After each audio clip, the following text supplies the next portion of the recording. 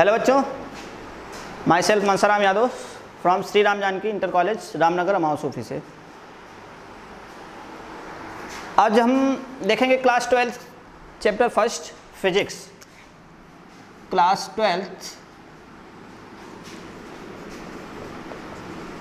Physics chapter first.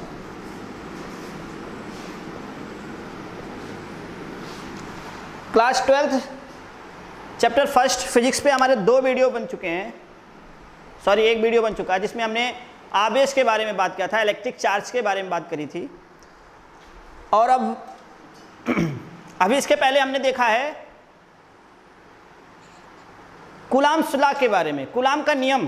Coulomb के नियम का मैंने जो है स्केलर फॉर्म पढ़ा है, F = K Q1 Q2 R square. इतना हमने देखा है। ये क्या है? ये अदिश रूप है। कौन सा रूप है ये कूलाम के नियम का अदिश रूप है। अदिश रूप बोले तो ये विदाउट डायरेक्शन है। ये ओनली मैग्नीट्यूड दिखाएगा आपको। क्या दिखाएगा? मैग्नीट्यूड, परिमाण को दिखाएगा बस। ठीक है। तो इस नियम में हमने क्या देखा था कि कोई दो आवेश हैं, एक दूसरे से r दूरी पे रखे गए हैं, तो उनके बीच में जो आकर्षण का बल लगेगा अथवा जो प्रतिकर्षण का बल लगेगा, अट्रैक्टिव और रिपल्सिव फोर्स जो होंगे ना, वो फोर्स जो है वो डायरेक्टली प्रोपोर्शनल होंगे Q1 और Q2 के। और जो उनके बीच की डिस्टेंस होती है, distance is square of distance is inversely proportional to the force. और उस फोर्स को पूरा हमने कैलकुलेट किया था तो आया था F = K Q1 Q2 R square in scalar form. इसी कूलाम के नियम को हम वेक्टर फॉर्म में देखेंगे, Coulomb's law in vector form. Okay, आओ देखते हैं और अपनी जर्नी शुरू करते हैं हम आज इस वीडियो लेक्चर में। क्या करना है? नई हेडिंग डाल लो या फिर उसी में आगे बात करते हैं। Coulombs law in vector form.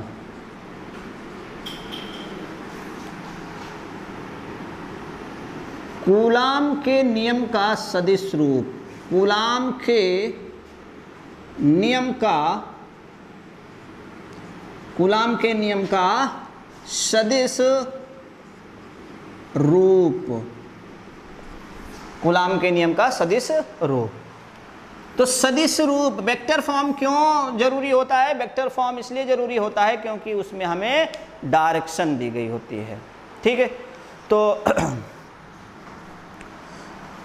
चलिए देखते हैं। हम एक कार्टेशियन प्लेन बना लेते हैं। क्या बना लेते हैं? कार्टेशियन प्लेन बना लेते हैं। इसको अगर आप चाहो तो x बोल दो, इसको आप चाहो तो y बोल दो, ये केवल समझने के लिए है। ठीक, इसको मैंने ओरिजिन O बोल दिया। एक चार्ज है Q1, एक चार्ज है Q1 और इस Q1 का जो है पोजीशन वेक्टर है ओरिजिन से वेक्टर R1। क्या है? R1। एक दूसरा चार्ज है Q2। कौन सा है? एक चार्ज Q1, एक दूसरा चार्ज Q2। इसको मैंने प्लस प्लस ले लिया। ठीक है, जब कोई लोड डिराइव करते हैं तो प्लस से ही करते हैं। ये पोजीशन वेक्टर R1, ये पोजीशन वेक्टर R2। इस पॉइंट को चाहो तो आपने नाम दे दो A, इसको आप दे दो चाहो तो B।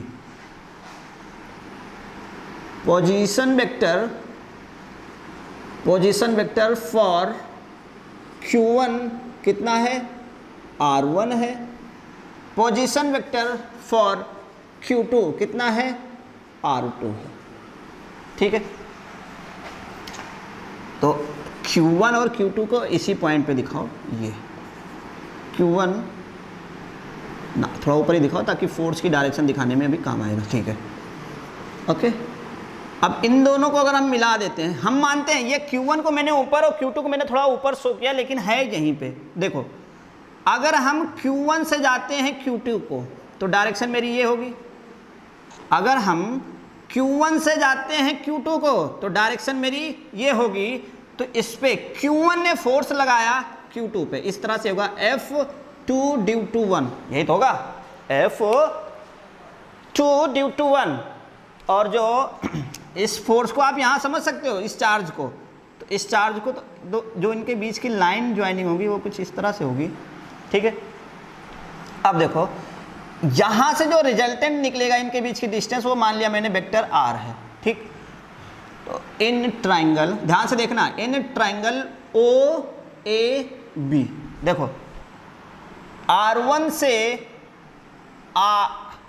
R1 है, R2 है। अगर आप वेक्टर लॉ के लिए जो ट्राइंगल वाला होता है उसको देखें, तो इसको अगर हम उलट के देखना चाहें तो R1 और R1 से क्या बना है, R1 से बना है वेक्टर R, और वहां से मिला है ये इस तरह से वेक्टर R2 है। तो यहां से अगर हम बात करें addition of vector, addition of triangles law of vector, यहां से देखो R2 इक्वल टू क्या होता था कि पहले वाले वेक्टर में दूसरे वाले वेक्टर का टेल जोड़ दो तो R1 प्लस वेक्टर R होता था। तो यहां से जो हमें वेक्टर R मिलेगा, भैया वेक्टर R मुझे क्यों चाहिए, क्योंकि डिस्टेंस तो यही है, R ही शो कर रहा है ना। तो vector R is equal to क्या होगा, vector R1 minus vector, sorry R को यहीं रहने दो, इसको यहाँ भेज दो, vector R2 minus R1। Vector R equal to क्या होगा, R2 माइनस R1। और ये वेक्टर, ये रिजल्टेंट वेक्टर है कब का, जब Q1 से Q2 की तरफ जा रहे हैं, या फिर आपको Q1 बल आरोपित कर रहा है, बल आरोपित कर रहा है Q2 पे, ठीक। तो ये मेरी उन दोनों के बीच की जो है पोजीशन वेक्टर है, मतलब एक डिस्टेंस है, और किस फॉर्म में, वेक्टर फॉर्म में। ये भैया वेक्टर R क्या है, डिस्टेंस, आप बोल सकते हो डिस्प्लेसमेंट, क्योंकि इसमें डायरेक्शन भी दिया गया है। तो इस R को देखो यहाँ तक ओके है, तो हमें R मिल गया है, इसको नोट कर लो, मैं मिटा रहा हूँ, ठीक, ओके। तो अभी मैंने देखा कि हमें R मिला है, वेक्टर R मिला है, और R कहाँ से मिला, जब मैं R1 से जा रहा था कहाँ, 2 पे, तो R1 कहाँ गया हूँ, 2 की तरफ,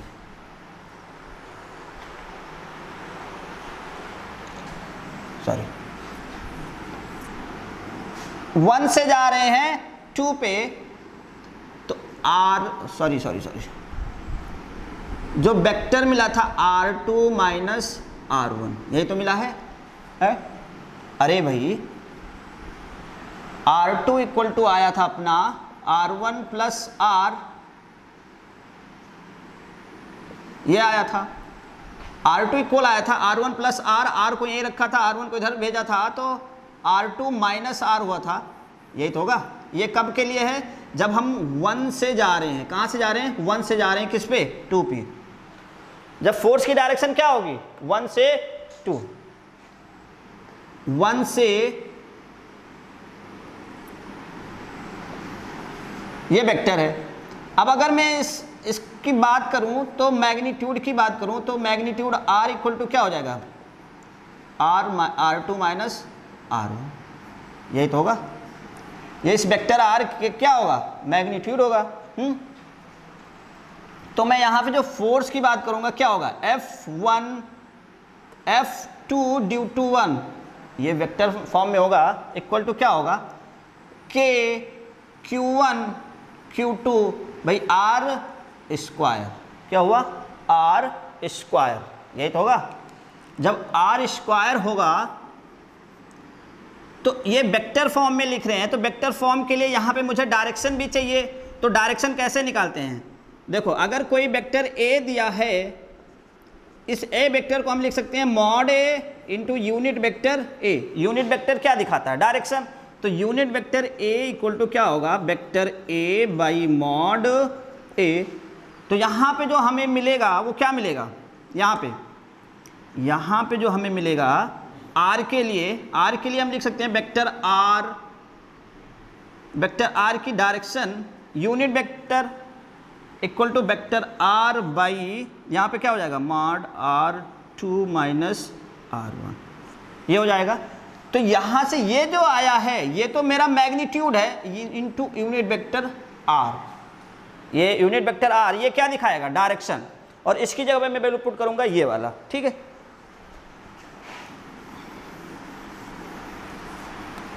तो यहां से आएगा F21 वेक्टर फॉर्म में लिखोगे तो K Q1 Q2 by R की जगह पे, ये R का ये मॉड है, मैग्नीट्यूड है, तो मैग्नीट्यूड ये, तो इसकी जगह हम लिख सकते हैं R2 minus R1 square into unit vector R की जगह पे क्या लिख सकते हो, वेक्टर R बाई, यहाँ पे क्या लिखोगे R2 माइनस R1, ये मॉड में ही तो था। तो यहाँ से 2 और ये 1 क्या हो जाएगा, F21 वेक्टर फॉर्म में K Q1 Q2 vector R by R2 minus R1 का क्यूब, ठीक है। ये हमारा वेक्टर का, ये हमारा इस कूलॉम्स लॉ क्या आया, इन वेक्टर फॉर्म आया। वेक्टर फॉर्म कब, जब हम 1 से 2 पर फोर्स अप्लाई कर रहे हैं, अगर यही फोर्स 2 से 1 पर अप्लाई हो तो F1 ड्यू टू 2, तो इस टाइम पे जो फोर्स होगा वो मेरा हो जाएगा वेक्टर F1 से 2। अब केवल डायरेक्शन चेंज हो रही है तो हम इसको क्या लिख सकते हैं, K Q1, देखो फोर्स का मैग्नीट्यूड वही रहेगा, केवल इसकी डायरेक्शन इधर को और इसकी डायरेक्शन इधर को, तो K Q1 Q2 by vector R, और नीचे क्या हो जाएगा R1 माइनस R2। क्यों, क्योंकि अभी तक हम Q1 से जा रहे थे Q2 पे, तो डायरेक्शन मेरी ये होती थी, अब हम Q2 से जाएंगे किस पे, Q1 पे, तो डायरेक्शन मेरी भी कन्वर्ट हो जाएगी। जैसे यहाँ R2 माइनस R1 था तो यहाँ पे क्या हो जाएगा R1 माइनस R2 का क्यूब, ठीक है। तो ये मेरा F12, ये मेरा F21, दोनों मैग्नीट्यूड में देखा जाए तो इक्वल हैं, लेकिन डायरेक्शन में अगर देखा जाए तो अपोजिट हैं। तो अगर आप इसको डायरेक्शन में लिखना चाहो तो F21 in vector form is equal to minus F12, ये होगा। This is Coulomb's law in vector form. ये कूलॉम का नियम जो है वो सदिश रूप में है, ये नोट कर लीजिए, ओके, नोट कर लिया। अब हम देखेंगे प्रिंसिपल ऑफ सुपरपोजिशन। क्या देखेंगे, प्रिंसिपल ऑफ सुपरपोजिशन।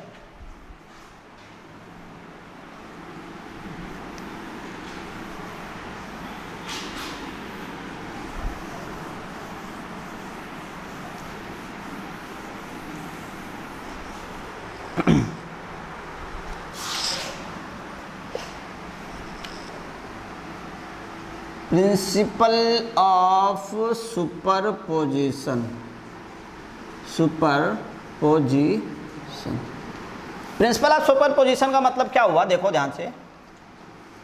अध्यारोपण का सिद्धांत क्या कहता है, ये अध्यारोपण का सिद्धांत, अध्यारोपण का सिद्धांत, ठीक है।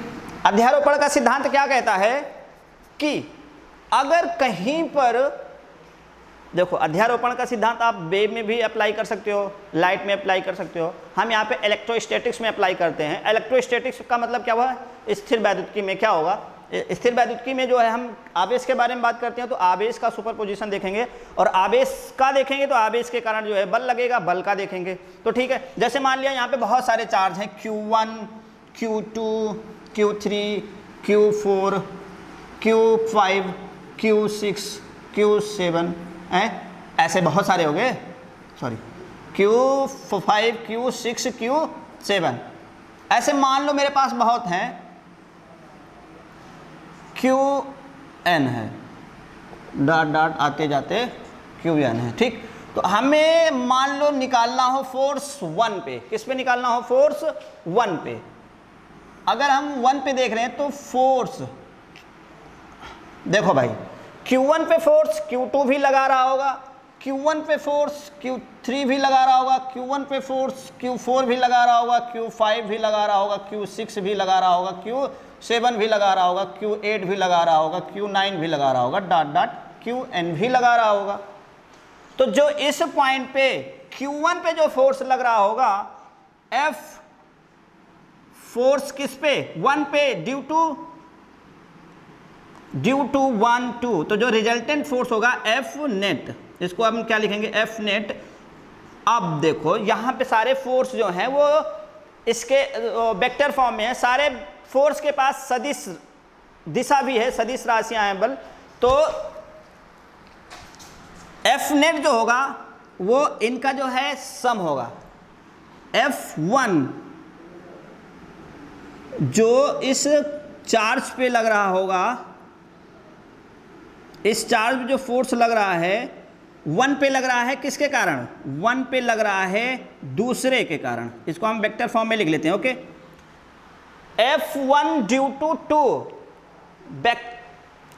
चार्ज Q1 पे फोर्स जो लग रहा है वो दूसरे के कारण, F1 ड्यू टू 3, मैंने क्या कहा, F1 due to 3, charge Q1 पर जो बल लग रहा है किसके कारण, Q3 के कारण, प्लस F1 जो उस पे फोर्स लग रहा है, किस पे फोर्स लग रहा है, 1 पे फोर्स लग रहा है, किसके कारण, 4 के कारण, F1 due to 5 plus F1 due to 6 plus F1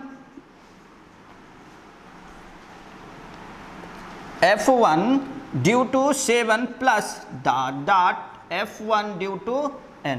ये जितने भी फोर्स लग रहे हैं इस पर, ये सारे फोर्स इस पर लग रहे हैं, किस पे, 1 पे, किस पे लग रहे हैं, 1 पे। अगर हम 1 पे निकाल रहे हैं तो सारे हम किस पे देखेंगे, 1 पे। अगर ये फोर्स आपसे कह दे 2 पे लग रहा है तो इसको हम ऐसे भी निकाल सकते हैं, F2 due to 1 plus F2 due to 3 plus F2 due to 4 plus F2 due to 5 plus F2 due to n। ये क्या हो जाएगा आपका प्रिंसिपल ऑफ सुपरपोजिशन। कहने का मतलब वहां पर जितने भी चार्ज होंगे, सभी चार्ज, जिस भी चार्ज पे हम फोर्स कैलकुलेट करने जा रहे होंगे उस पर एक्ट करेंगे, उस पर अपनी बल को आरोपित करेंगे। ठीक है, तो इसको हम बोलते हैं प्रिंसिपल ऑफ सुपरपोजिशन, अध्यारोपण का सिद्धांत। यहाँ पे हम वेक्टर फॉर्म में लिख लेते हैं सबको, और जो है इस तरह से हम कैलकुलेट करते हैं। ठीक है, ये रहा प्रिंसिपल ऑफ सुपरपोजिशन। ठीक, हमने कक्षा 12 में अभी पढ़ा है कूलाम का नियम, और कक्षा 11 में हमने एक पढ़ा था यूनिवर्सल ग्रेविटेशनल फोर्स, और दोनों फोर्स जो है हमारे इनवर्स स्क्वायर ऑफ डिस्टेंस पे बेस्ड हैं। तो दोनों फोर्स में कुछ सिमिलरिटी हैं और दोनों फोर्स में कुछ डिफरेंस है। उस सिमिलरिटी को हम देखते हैं और डिफरेंस को हम देखते हैं। जैसे कूलाम का नियम कहता है, देखो फोर्स जो है, ये कूलाम का नियम इलेक्ट्रोस्टैटिक्स है, इसलिए मैंने E लिख दिया,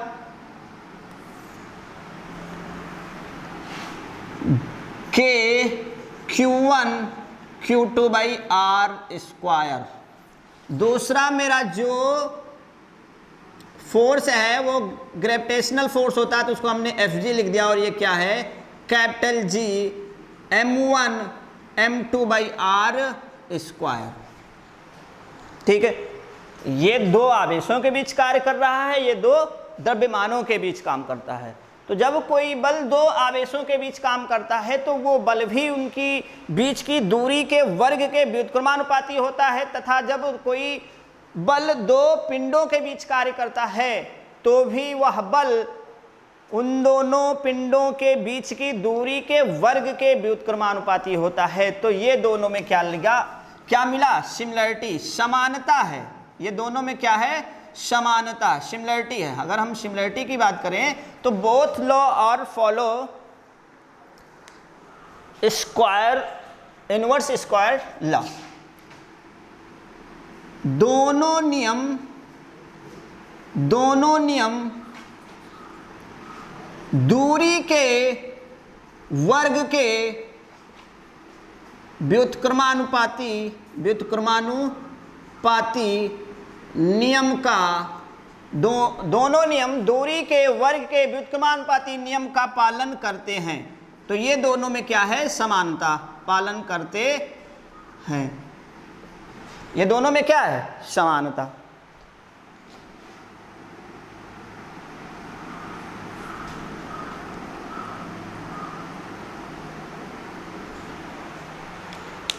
अब देखो दूसरा क्या है, यहां पे एक कांस्टेंट k है, यहां पे एक कांस्टेंट g है।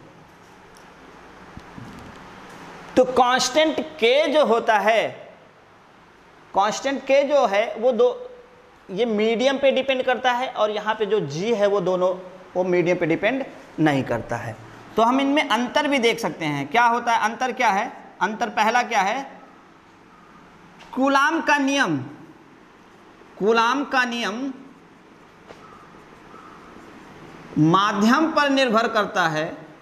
कूलाम का नियम माध्यम पर निर्भर करता है, जबकि गुरुत्वाकर्षण का बल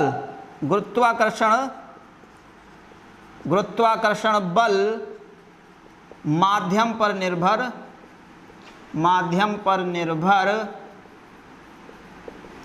नहीं करता है। ठीक है, ये तो रही बात पहला दोनों में समानता, पहला दोनों में अंतर। दूसरा क्या है कि जो कूलाम का नियम है वो बिंदुवत आवेश पे कार्य करता है, और जो गुरुत्वाकर्षण का नियम है वो भी बिंदुवत द्रव्यमान पे निर्भर करता है। ठीक है, कूलाम का नियम, ये समानता कह सकते हो। कूलाम का नियम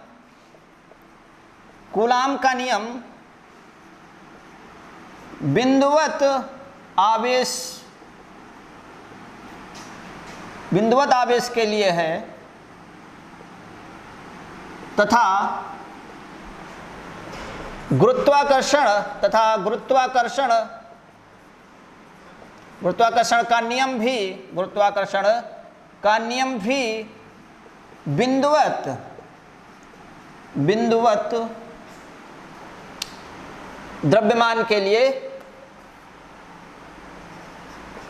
द्रव्यमान के लिए है। तो ये दोनों में समानताएं हो गई। एक अंतर हो गया। दूसरा अंतर क्या हो सकता है? देखो भाई कि जो गुरुत्वाकर्षण का बल होता है वो हमेशा क्या होता है? आकर्षण का बल होता है। गुरुत्वाकर्षण का बल हमेशा आकर्षण का बल होता है, जबकि कूलाम का नियम आकर्षण अथवा प्रतिकर्षण दोनों का हो सकता है। तो अंतर दूसरा क्या है?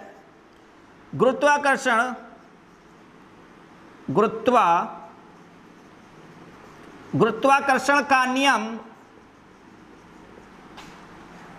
केवल आकर्षण का नियम है। गुरुत्वाकर्षण का नियम केवल आकर्षण बल का नियम है।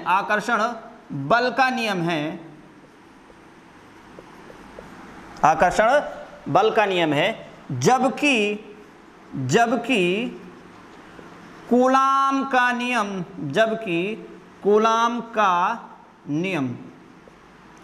गुरुत्वाकर्षण का नियम केवल आकर्षण बल का नियम है, जबकि कूलाम का नियम आकर्षण तथा प्रतिकर्षण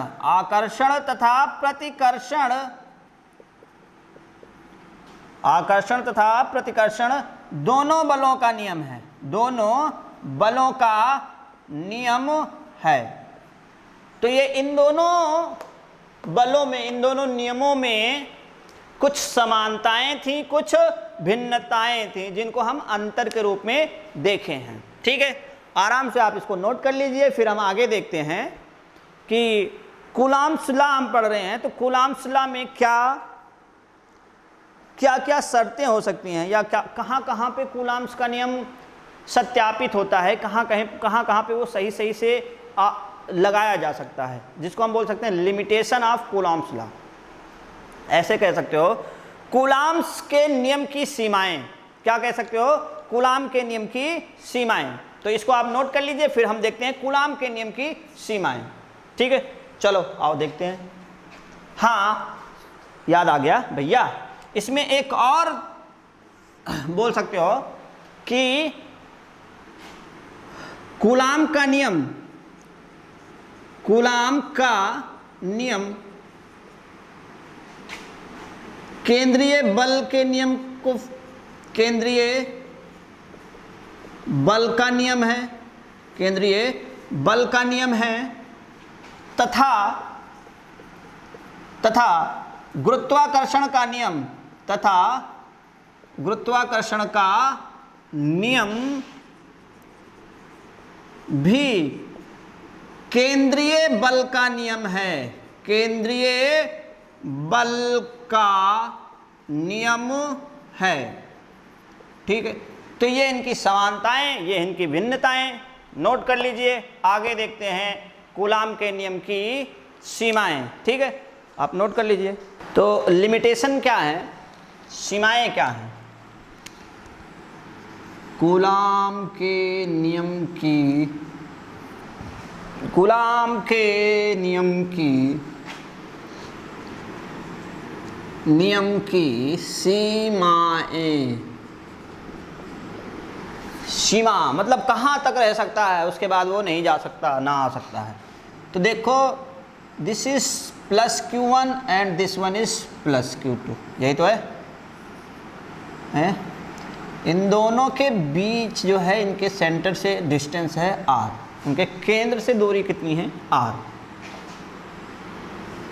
ये दोनों दो आवेश हैं, ये दोनों आवेश क्या होने चाहिए, बहुत ही छोटे होने चाहिए। क्या होने चाहिए, बहुत ज़्यादा छोटे आवेश, बहुत ही छोटे होने चाहिए।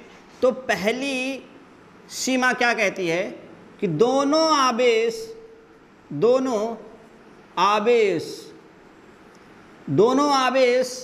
बिंदुवत होने चाहिए। कैसे होने चाहिए, बिंदुवत होने चाहिए।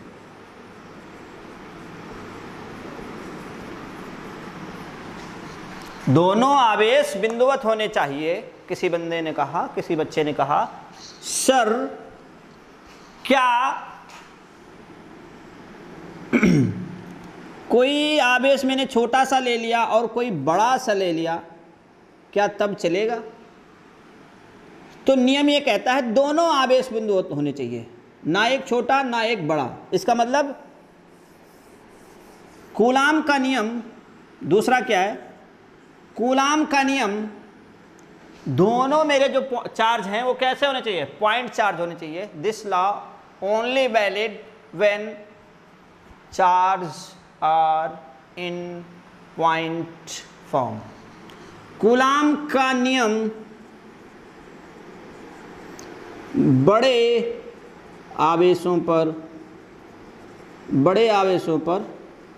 नहीं लागू होता, बड़े आवेशों पर नहीं लागू होता।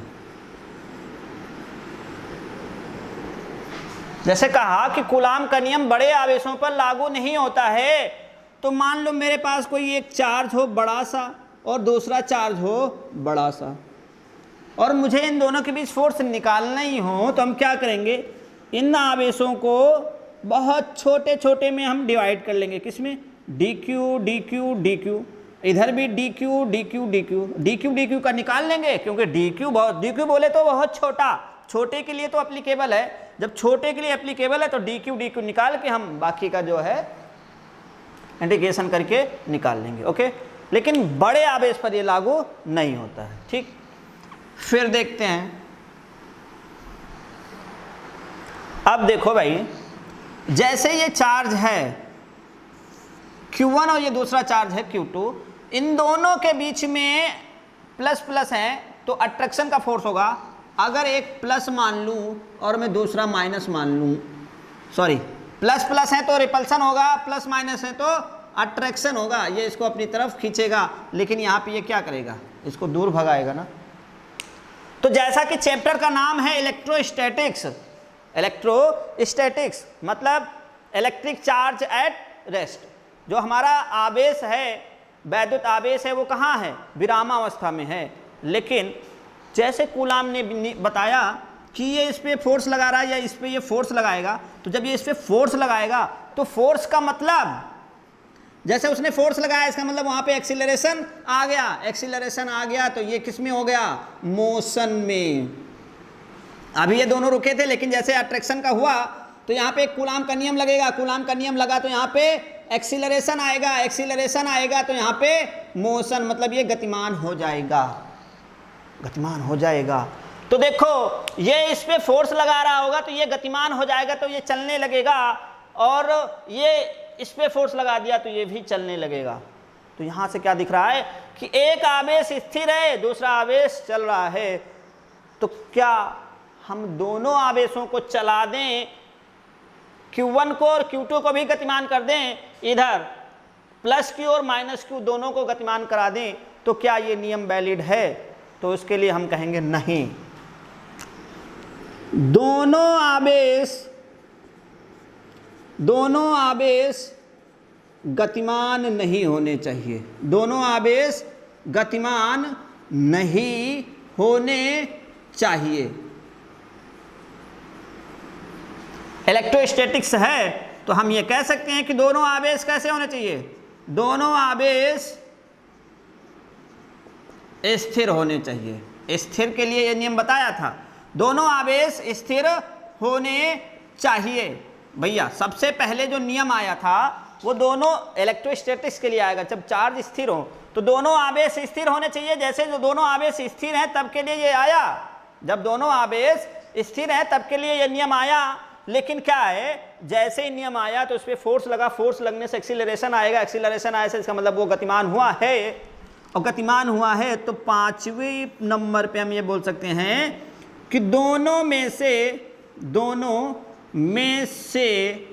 आवेशों में से लिख लो भाई, दोनों आवेशों में से कोई एक आवेश गतिमान हो सकता है। मान लिया, बाद में उन्होंने कहा कोई एक आवेश गतिमान हो सकता है। दोनों नहीं हो सकते, लेकिन अगर कोई एक इलेक्ट्रिक चार्ज मोशन में है तो भैया अपना जो है कूलाम्स लॉ वैलिड है। पहला क्या कह रहा है? Both electric charge should be point charge. This law is not valid when electric charge is in extended form. अगर इलेक्ट्रिक चार्ज एक्सटेंडेड फॉर्म में है तो कूलाम्स लॉ वैलिड नहीं है। Both charge should be at rest position. दोनों charge rest position पे होने चाहिए, या फिर उन दोनों में से कोई एक इलेक्ट्रिक चार्ज जो है वो मोशन की स्टेट में रह सकता है, लेकिन दोनों चार्ज गतिमान नहीं हो सकते। Both charge can not be in motion state. Okay, तो ये हमारा था कूलाम के नियम की सीमाएं। हमने कूलाम्स का लॉ पढ़ा। कूलाम लॉ जो है, कूलाम का नियम जो है अदिश रूप में, कूलाम का नियम सदिश के रूप में हमने पढ़ा। अध्यारोपण का सिद्धांत, और हमने पढ़ा कूलाम के नियम की सीमाएं। ये हमारा टॉपिक था। अब हम कूलाम के नियम के ऊपर कुछ अच्छे सिलेक्टेड मस्त तगड़े वाले क्वेश्चन करेंगे। अभी के लिए आप ये नोट कर लो। ओके।